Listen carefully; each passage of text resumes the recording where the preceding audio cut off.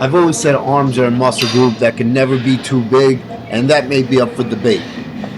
But I know what it's like to have long, lengthy arms and what is necessary to put size in them, especially if you're on the slightly taller side.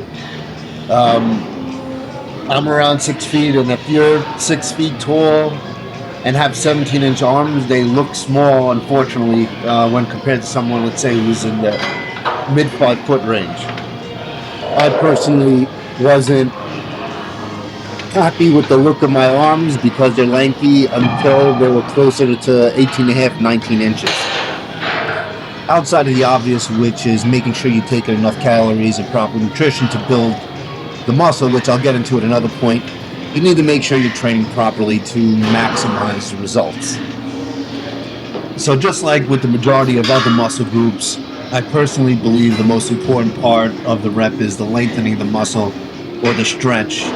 And I find this just as important, if not more important, when it comes to biceps and triceps. But for now, we're focusing on the biceps.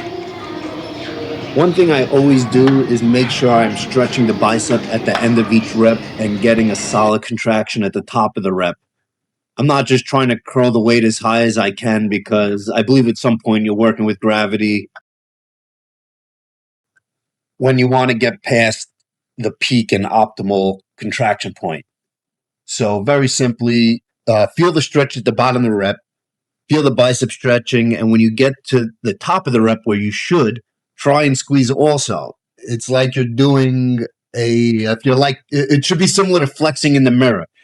That flex that you do isometrically by yourself should be the same peak contraction you're getting when you're doing any form of bicep work.